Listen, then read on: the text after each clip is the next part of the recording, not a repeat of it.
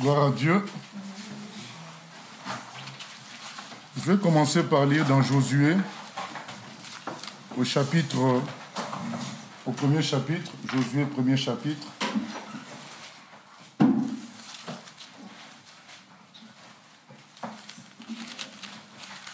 Josué, premier chapitre, à partir du verset 8. Il est écrit ceci: que ce livre de la loi ne s'éloigne point de ta bouche. Médite-le jour et nuit pour agir fidèlement selon tout ce qui y est écrit. Car c'est alors que tu auras du succès dans tes entreprises. C'est alors que tu réussiras. Voilà. Ça, c'est un verset très, très important de la Bible. C'est comme si, voilà, Dieu nous donne un héritage, c'est sa parole. Il dit, si tu lis cette parole chaque jour, tu médites, mais dans le but d'agir fidèlement selon ce qui est écrit. Donc si tu acceptes les conditions qui sont fixées dedans, si tu prends pour objectif ce qui est écrit dedans, si tu réclames ce qui est écrit dedans, ben, tout réussira pour toi, tu fonctionneras correctement. Ça ne veut pas dire que tu n'auras pas de difficultés ni de combat, mais on dit tout simplement que tu réussiras dans toutes tes entreprises. Tout ce que tu projetteras de faire, dans le cadre de ce livre-là, ça réussira. Voilà, mon exhortation, c'est que fais-tu de ta Bible? Que fais-tu de ta Bible? Ça te sert à quoi? Voilà. Beaucoup ont transformé la Bible en un livre d'école, livre scolaire, livre académique. On étudie une science. Non, la Bible, ce n'est pas un livre d'école, un livre académique, même si c'est écrit comme un livre. Mais attention, c'est la parole de Dieu. Et dans Hébreu, au premier chapitre, il est dit que c'est par la foi, nous croyons, au verset 3, que tout a été créé par la parole de Dieu. Donc, c'est vrai que c'est écrit comme les autres livres, mais ce n'est pas le même contenu, ce n'est pas la même autorité, ce n'est pas la même puissance, ce n'est pas la même substance. Comme une fois, on a donné l'exemple que un ami te dise, ben demain on réglera ton problème administratif. Un ami quelconque comme ça, c'est une bonne chose. Mais lui va régler ça comment? Mais si c'est le président de la République que tu viens de voir, il te dit, bon, demain ça sera réglé. Donc tu sors avec une assurance différente d'un ami comme ça, sympathique, qui te dit « Ah, mais non, je pense que demain, ça sera réglé. » Ce n'est pas le même effet. C'est la même phrase, mais ce n'est pas la même autorité. Ce n'est pas le même contenu. Pourtant, en écrit, c'est la même phrase. Même dans le parler, c'est la même phrase, mais ce n'est pas le même contenu. Je pense qu'on doit... Cet exemple-là peut nous aider à comprendre. Quand on dit la parole de Dieu, en phrase, c'est le français. Mais il y a un contenu invisible qui est dedans, dont on nous dit que c'est ce contenu invisible-là a créé l'univers. Pourtant, c'est la même phrase. Donc, c'est pour dire, attention, quand on dit Bible, c'est la parole de Dieu. C'est pourquoi la question, c'est que fais-tu de ta Bible? Est-ce que tu as saisi que c'est par la parole de Dieu que Dieu a fait le monde entier, l'univers? Et Hébreu 11 va mettre le clou, enfoncer le clou. Dans Hébreu 11, 3, c'est dit, il soutient toutes choses par sa parole. Donc, ça veut dire que même le fait que nous marchions, les tables sont comme ça, c'est parce que Dieu soutient tout ça. Toujours par cette même parole-là qui a créé. Vous savez, hier, j'ai suivi un débat scientifique, des gens qui ont écrit un livre pour prouver que Dieu existe, quoi. Ils prouvent par la science que Dieu existe. Et quelqu'un leur a posé la question, mais comment vous expliquez que maintenant les électrons ou bien la Terre, par rapport à toutes ces lois-là, comment un électron sait qu'il doit obéir à cette loi-là? Ils ont dit là, on n'a pas de réponse. Nous, on a fait des lois, il y a les lois physiques, c'est en réalité le langage humain de comprendre ce qui se passe. Mais que comment un électron sait qu'il doit obéir à la loi électromagnétique, ça, on ne sait pas. Donc, mais la Bible donne l'explication. L'explication, c'est la parole de Dieu qui soutient tout cela. Maintenant, cette parole a été mise en écriture. Et on nous a donné ça. La question, c'est, tu en fais quoi? Regardons par exemple notre Seigneur dans Luc au chapitre 4. Luc au chapitre 4.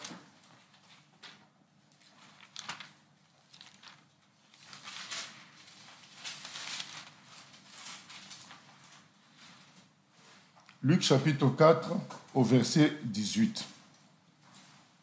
On va lire bien avant puisque pour comprendre l'introduction, au verset 16. Il se rendit à Nazareth où il avait été élevé et selon sa coutume, il entra dans la synagogue le jour du sabbat.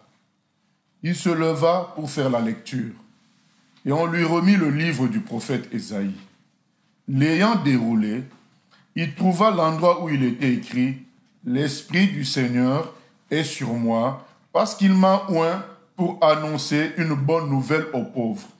Il m'a envoyé pour guérir ceux qui ont le cœur brisé, pour proclamer aux captifs la délivrance et aux aveugles le recouvrement de la vue, pour envoyer libres les opprimés, pour publier une année de grâce du Seigneur. » Ensuite, il roula le livre, le remit aux serviteurs et s'assit. Tous ceux qui se trouvaient dans la synagogue avaient le regard fixé sur lui. Alors il commença à leur dire, « Aujourd'hui, cette parole de l'Écriture que vous venez d'entendre est accomplie. » Voyez, là, le Seigneur, quand il lit la parole, il dit, c'est ça qui s'accomplit maintenant. Ce n'est pas de la connaissance intellectuelle. Il dit, la parole qu'on vient de lire, l'Esprit du Seigneur est sur moi, ça vient de s'accomplir sur moi. C'est vivant, ça a une, comment dire, Dieu a parlé et ça se produit. Il a dit, voilà, ça vient de se produire sur moi. Et quand vous lisez toujours Luc chapitre 4, au début, qu'est-ce qui se passe? Il est écrit au premier verset, Jésus, rempli du Saint-Esprit, revint du Jourdain et il fut conduit par l'Esprit dans le désert, où il fut tenté par le diable pendant 40 jours. Il ne mangea rien durant ces jours-là et après qu'ils furent écoulés, il eut faim.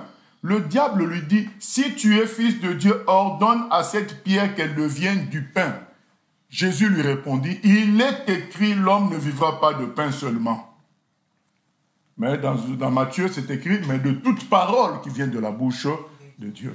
Voilà.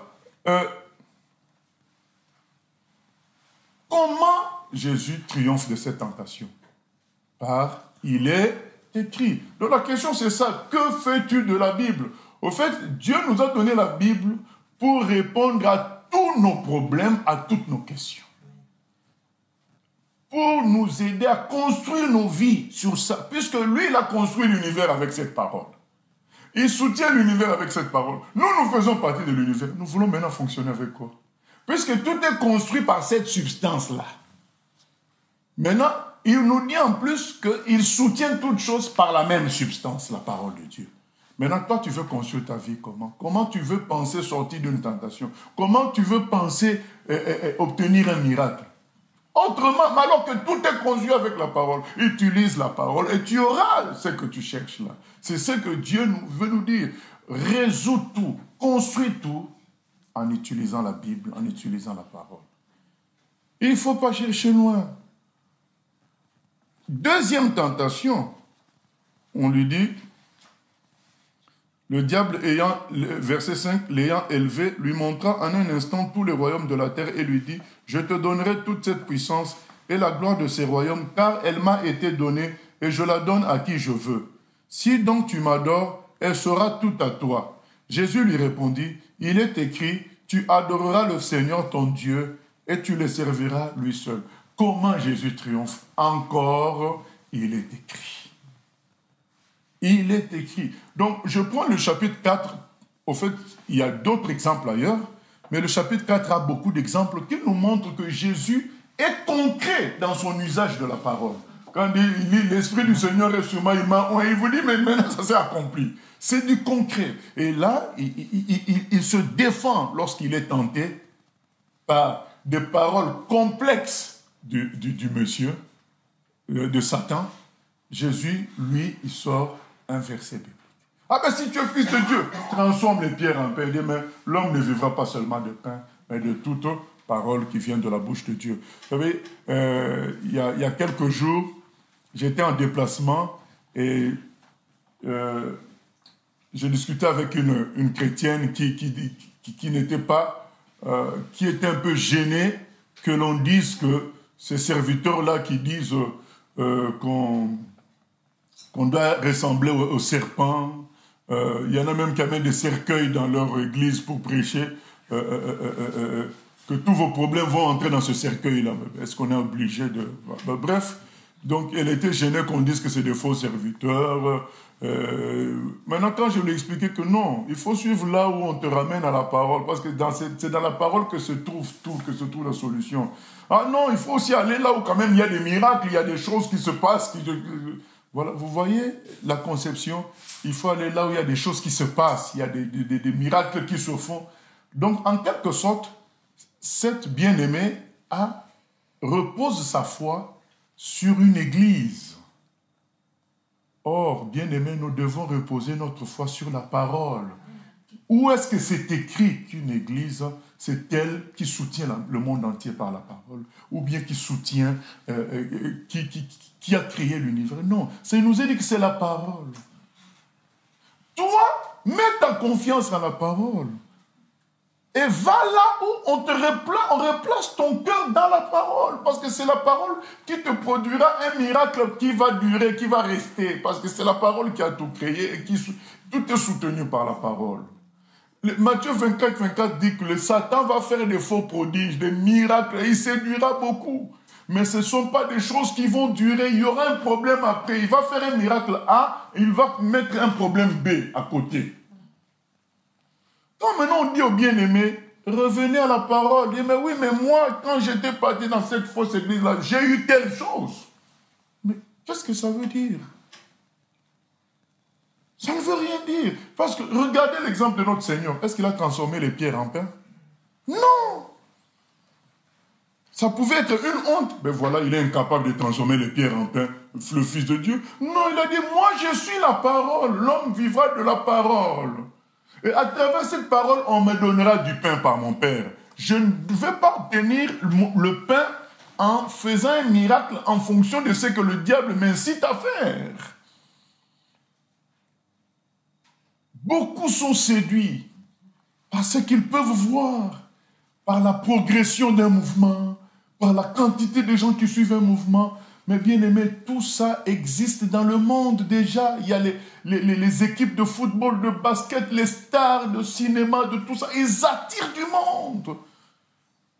L'islam fait aussi du monde dans certains pays. Le bouddhisme, n'en parlons pas, il fait du monde.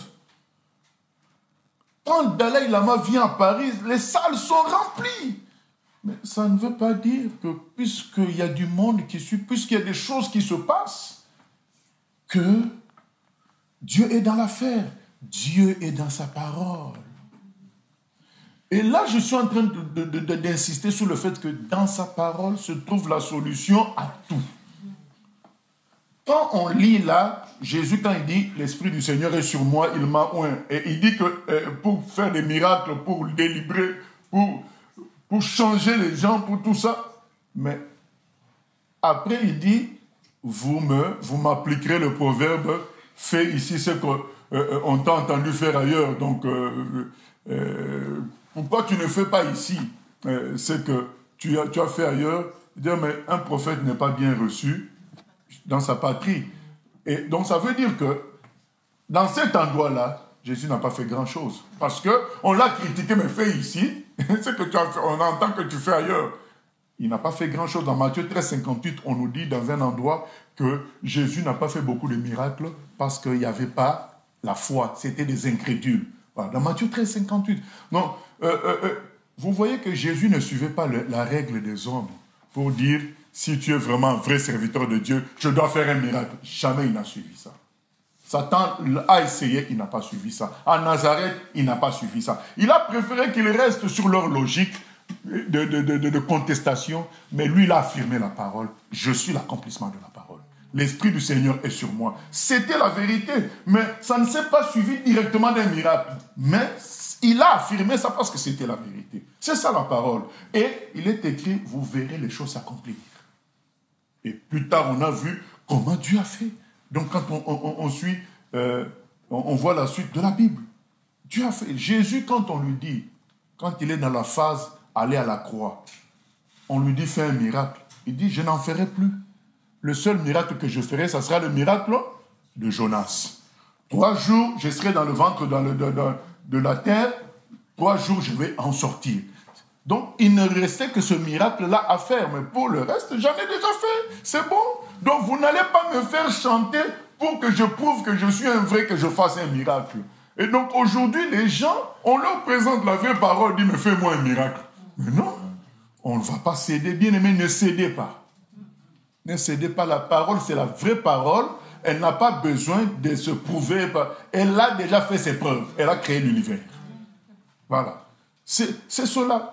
Et souvent, c'est à cause de ça que beaucoup d'entre nous, nous perdons en confiance, nous utilisons moins la parole parce qu'on a demandé quelque chose selon la parole. Ce n'est pas arrivé.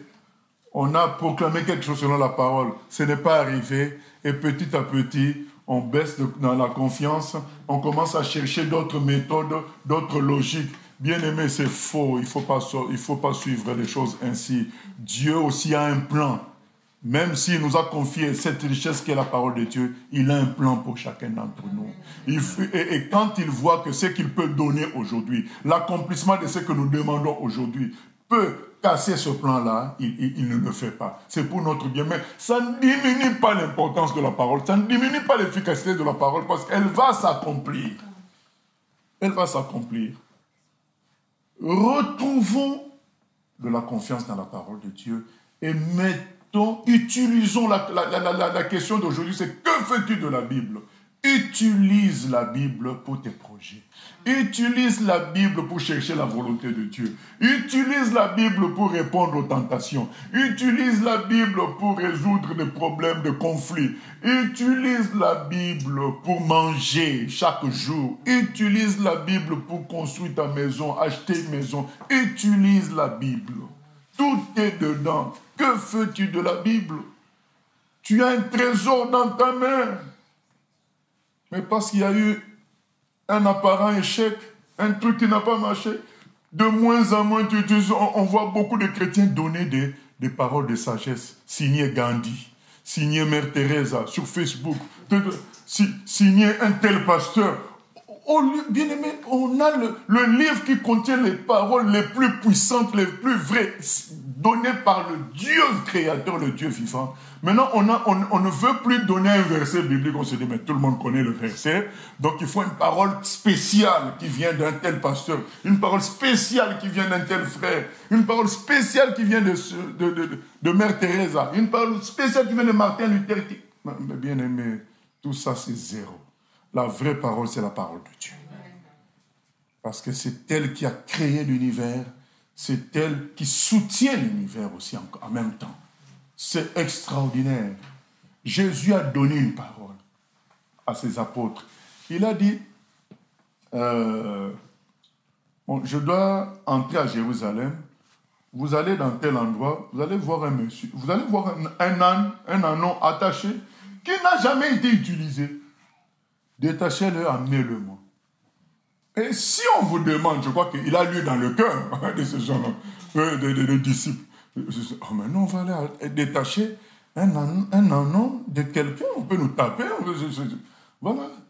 Et lui, il enchaîne, il dit, si on vous demande pourquoi vous faites ça, dites le maître en a besoin. Ça, c'est un exemple de la puissance de la parole.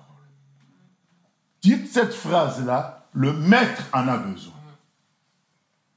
Mais pourtant, le maître, c'est le propriétaire de l'âne. Hein? Mais on lui dit, dites-lui que le maître en a besoin. Quand le monsieur arrive, mais vous vous détachez pourquoi? Ben, le maître en a besoin. Il n'y a pas eu de contestation. Ça, c'est la parole qui vient d'en haut. Satan va tout faire pour qu'on se détache de la Bible. Il va tout faire. Vous savez combien de nos frères et sœurs ont été tués parce qu'ils avaient la Bible dans les années 1400, dans les années 1200, 1900, années 800. Le catholicisme tuait les gens qui avaient la Bible. Vous savez combien de savants russes, à l'époque où la Russie interdisait la Bible, interdisait la foi en Dieu, beaucoup de savants russes ont été tués. Vous savez pourquoi? Parce que ces savants-là avaient trouvé des formules qui aboutissaient au fait que le monde a commencé un jour. Parce que les athées, les incrédules, disent que le monde a toujours existé, c'est infini. Et donc ce n'est pas Dieu, ça a toujours existé comme ça. Maintenant, avec les formules développées d'Einstein, ces gens-là ont prouvé que le monde a commencé un jour. Juste le fait qu'ils disent que le monde a commencé un jour, sans même parler de Dieu, les satanistes ont compris que, les athées là, satanistes ont compris que si cette version-là a été acceptée, donc finalement, ça concorde avec quoi? Avec la Bible, qui nous montre que le monde a commencé un jour. Ça n'a pas toujours existé. On les a tués pour ça, parce que Satan connaît l'importance de la parole. Si les gens commencent à croire à la parole, lui, il est perdu. Si les gens peuvent pratiquer la parole, c'est pourquoi, bien-aimés, la délivrance face aux démons, tout cela ne vient pas d'un homme. Ça vient de la foi en la parole. Plus quelqu'un croit en la parole, les démons vont être chassés. Les gens, ils se comportent comme si les autres chrétiens sont devenus des médecins qui vont t'anesthésier et te sortir la maladie. Non, la délivrance va ensemble aussi avec la foi de celui qui doit être délivré. Il y a une collaboration qui doit être mise en place. Les gens maintenant, ils vont comme si l'église était devenue un endroit de fétiche. Non. La puissance est dans la parole de Dieu. Vous savez, il y a une fois, à une époque, un de nos pasteurs à Rouen a reçu une dame. Il dit, mais je suis venu vous voir parce que j'ai un problème, ma fille a été ensorcelée, envoûtée, et je voudrais que vous la désenvoûtiez, vous la libérez. Oui, mais que le pasteur lui demande, mais qui vous a envoyé? Elle cite le nom, vous ne connaissez pas cette... elle cite le nom, le pasteur dit, mais c'est qui? Vous ne la connaissez pas? Elle est connue dans tout Rouen. C'est une grande voyante. Et c'est elle qui vous a envoyé ici. Oui, elle a dit qu'elle ne peut rien, mais peut-être là-bas, chez vous, quelque chose, vous pouvez faire quelque chose. Vous voyez, une grande voyante qui envoie cette femme-là pour la solution dans une église. Elle, dans ses pouvoirs magiques, elle doit savoir qu'est-ce qu'il y a dans l'église là. Mais c'est nous qui ne savons pas. Comme un frère a dit, quand on est avec Dieu, on ne sait pas sa puissance. Mais quand on devient contre lui, c'est là qu'on va voir. Donc les gens qui sont contre Dieu, ils voient que là, on ne peut pas toucher. Mais les gens qui sont avec Dieu, ils ne le voient pas, c'est invisible. Il est invisible. Bon, ils sont là, ils ont le trésor dans la main. Ils ont le Dieu vivant avec eux. Mais ils n'utilisent pas tout ça. Que ce livre ne s'éloigne pas. Médite le jour et nuit. Travaille ce livre pour que tu réussisses dans tout. Josué 1:8. Mais puisque on a expliqué à la dame que mais nous, on n'est pas des magiciens, on n'a pas de puissance, c'est Jésus qui libère, mais il faut que vous vous convertissiez, il faut que vous croyiez en lui. Donc, puisqu'on lui demandait de collaborer, elle a fui. Elle pensait venir payer et recevoir sa délivrance. Les chrétiens ne veulent pas collaborer aujourd'hui par la foi. Ils veulent aller dans un endroit où on va leur donner la chose. Non. Dieu nous a établis, pas pour donner les choses aux gens, mais pour les amener à la foi. Romains 1,5. Dieu nous a donné l'apostolat pour amener les païens à la foi. Au passage, on peut donner des choses. Mais le but, il faut toujours faire la différence entre ce qui est accessoire et ce qui est essentiel. Accessoirement, on peut faire des miracles, faire des choses, même si les gens ne se convertissent pas. Mais c'est accessoirement. La réalité, c'est qu'on nous a appelés pour communiquer la foi par la parole. Il faut qu'on remplisse notre rôle. Jean-Baptiste n'a pas fait des miracles. On ne l'a pas envoyé faire des miracles. On l'a envoyé annoncer la parole pour que les gens se répandent afin de préparer le chemin au Seigneur. Et il a été fidèle dans ça. Aujourd'hui, nous, on se défile, on est manipulé par des gens qui nous poussent. Ah, mais non, mais on n'a pas vu les miracles, on n'a pas vu. Non, il ne faut pas suivre tout ça. Ayez la confiance que la parole de Dieu est réelle et elle va s'accomplir. J'évite même de donner parfois des exemples de miracles que Dieu fait avec nous pour éviter que les gens commencent à penser que c'est une église qui fait les miracles. Non, c'est la foi à la parole. Quand Pierre a demandé à l'infirme de se lever, l'infirme s'est levé, c'est l'autorité de la parole. Maintenant, quand les gens venaient regarder Pierre, pour chercher où se trouve le feu, où se trouve la lumière, je ne sais pas quoi, Pierre dit, mais pourquoi vous me regardez? Comme si c'est par ma piété, c'est par ma puissance que cet homme a été guéri. Non, c'est dans la foi au nom de Jésus que ce nom-là a guéri cet homme. Donc c'est le nom de Jésus qui fait le miracle, mais il faut que quelqu'un mette foi en ce nom-là. Mettons la foi, bien-aimés. Certaines choses prendront du temps, mais vont s'accomplir. C'est la parole de Dieu. Mais on peut tout résoudre avec ça. Bien-aimé, un exemple. Dieu dit, il siège, en Psaume 122, il siège au milieu des louanges. Louons sérieusement Dieu. Même si on ne voit pas. Mais lui, il promet cela.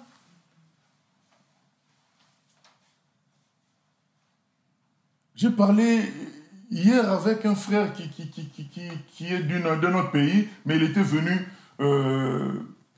spécialement pour se faire baptiser il y a quelques mois à Rouen. On fait maintenant des enseignements de base à distance. Il m'a dit, ça a été un moment pour moi extraordinaire quand je suis venu pour le baptême, les chants, la communion avec les frères. J'aimerais tant revivre ça. Vous voyez? Mais peut-être pour beaucoup qui étaient là, c'était une routine qu'on connaît déjà, on envoie tel chant, on fait. Mais bien aimé, quand ça vient du cœur, Dieu est là. Dieu est là, on ne voit pas. Tu veux de Dieu, loue Dieu. Ça lui dit qu'il siège au milieu de louanges. Tu veux de Dieu, tu vas entendre une prédication qui te dit, allez, il faut jeûner 40 jours. Il faut aller en Afrique, ils ont des montagnes physiques. Ils vont dans ces montagnes-là chercher Dieu. Mais Jésus, vous savez ce qui est grave, c'est que Jésus dit, ce n'est pas à la montagne, ce n'est pas dans un temple, mais c'est un esprit en vérité. Les gens ne lisent plus la parole. Ils galopent sur les montagnes pour aller prier. Je monte à la montagne.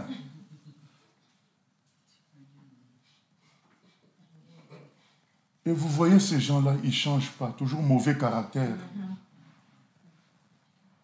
Parce qu'ils n'utilisent pas la parole. Ils pensent obtenir les choses d'une manière fétichique. Bien-aimés, revenons à la parole. 1 Thessaloniciens 2,13 nous dit quoi?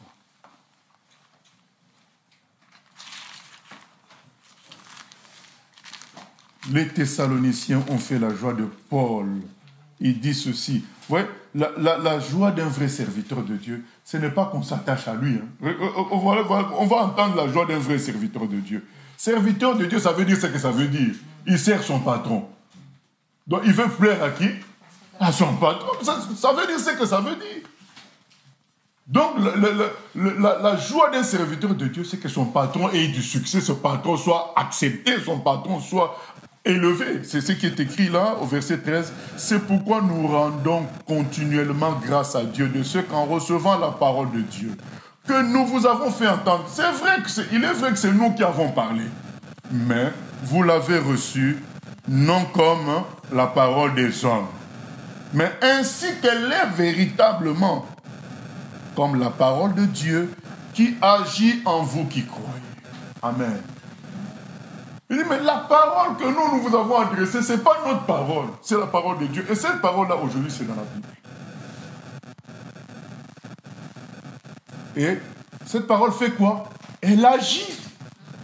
Mais en ceux qui l'utilisent, qui croient. Si tu crois, tu vas l'utiliser pour ta vie. J'ai déjà raconté cette histoire. Une fois, je descends de chez moi, il y a environ 20 ans, 18 ans, je descends de chez moi, j'ouvre la boîte aux lettres, taxe d'habitation, 400 €. Je dis, mais moi, je n'ai pas travaillé, je ne vois pas comment. Normalement, si on n'a pas travaillé, la taxe d'habitation, c'est 0. Mais comment, là, c'est 400 €. Je regarde bien, je me rends compte que j'avais hébergé quelqu'un, et comme cette personne a travaillé, eh bien, la taxe d'habitation, eh bien, c'est passé sur mon compte. Ah non? Et là, la chair, qu'est-ce que la chair va te dire? Appelle la personne et informe-la que là, il y a la taxe d'habitation. Moi, je dis non. Moi, quand j'ai hébergé la personne, c'était tout gratuit. Donc, je ne vois pas comment je vais appeler la personne. Ça annule mon acte de bienfaisance. Et pendant que je réfléchissais ainsi, il y a une parole qui vient dans mon esprit. Mais Jésus avait payé les impôts comment? Voilà, il avait payé les impôts comment? Ah, il avait envoyé quelqu'un, Pierre, pêcher un poisson. Dans le poisson, il y avait l'argent nécessaire pour payer les impôts. Il y avait 2 pièces d'or. Il dit, ah bon? Mais dans ce cas, moi aussi, je vais réclamer la même chose.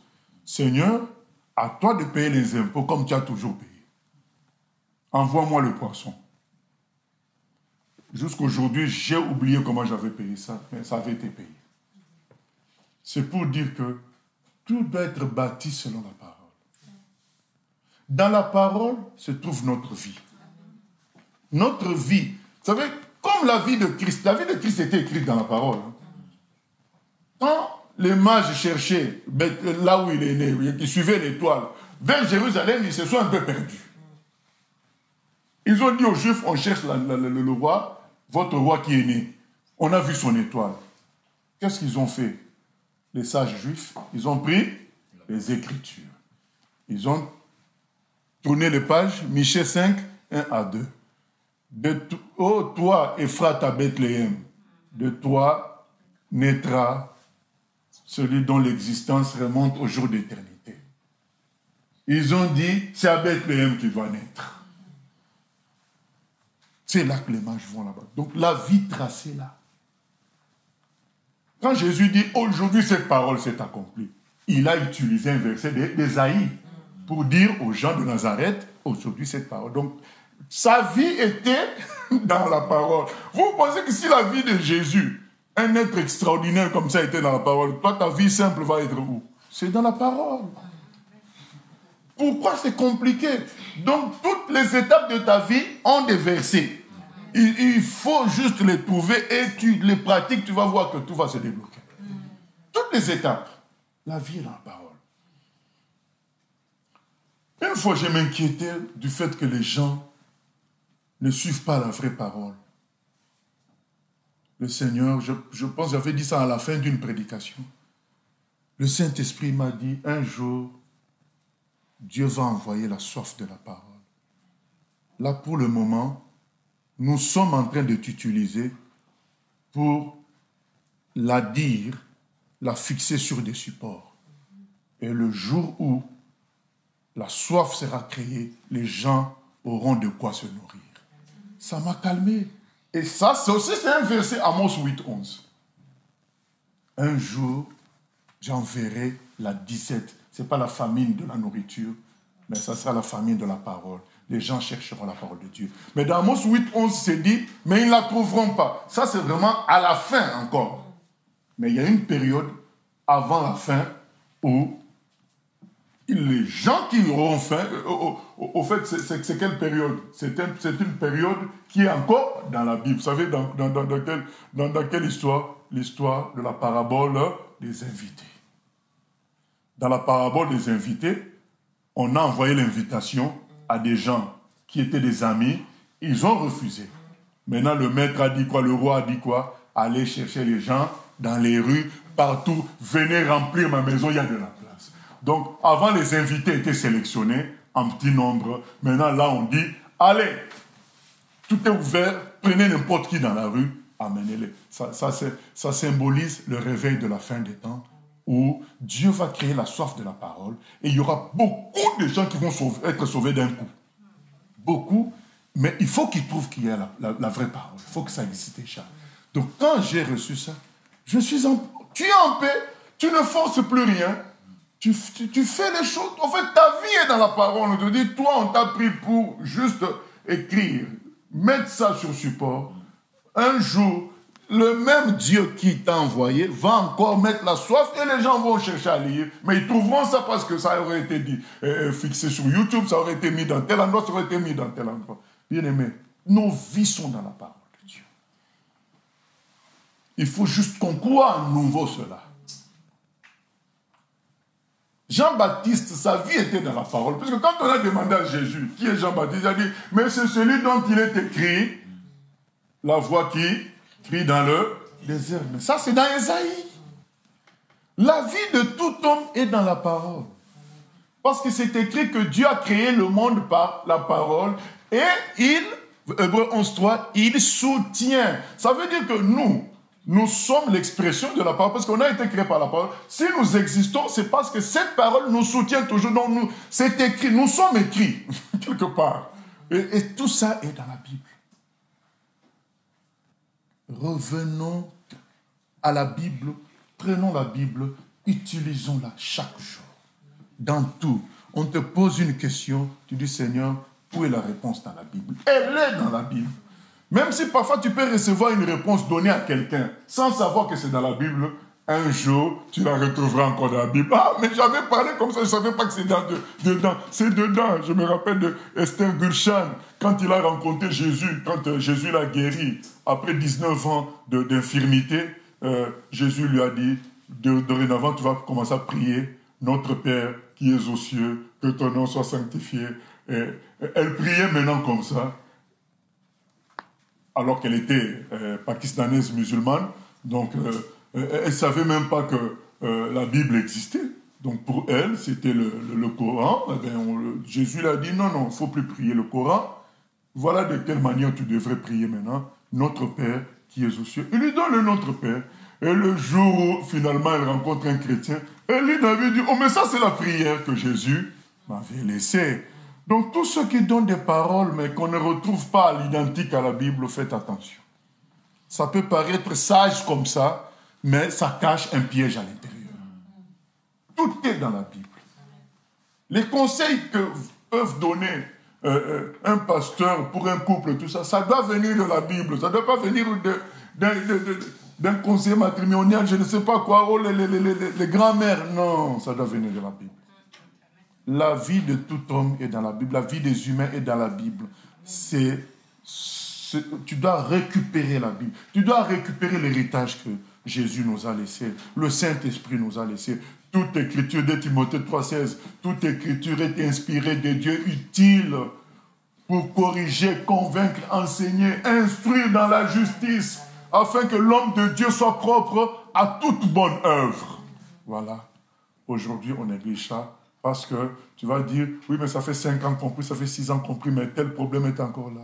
Bien aimé, les gens connaissaient les multiples, je dis bien les multiples prophéties sur le retour des enfants d'Israël à Jérusalem. Mais ils ont attendu 1900 ans environ pour que pour retourner.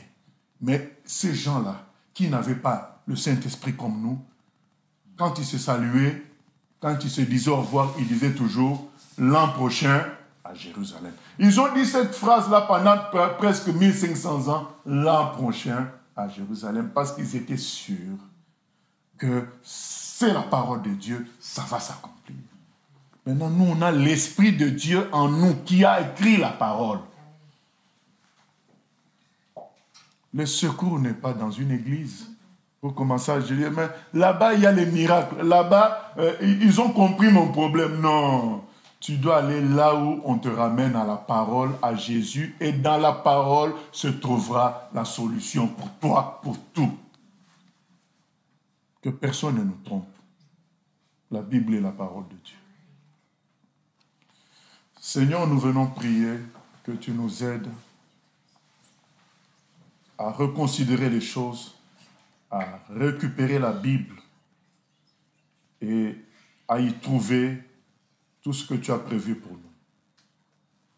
Pour notre bonheur, pour notre éternité, à y trouver la réponse à toutes les questions, à y trouver la puissance de délivrance, de chasser les démons, à y trouver toutes sortes de conseils pour construire ton œuvre sur terre et construire les choses élémentaires de la vie de tous les jours. Seigneur, que ton esprit nous parle. J'ai parlé avec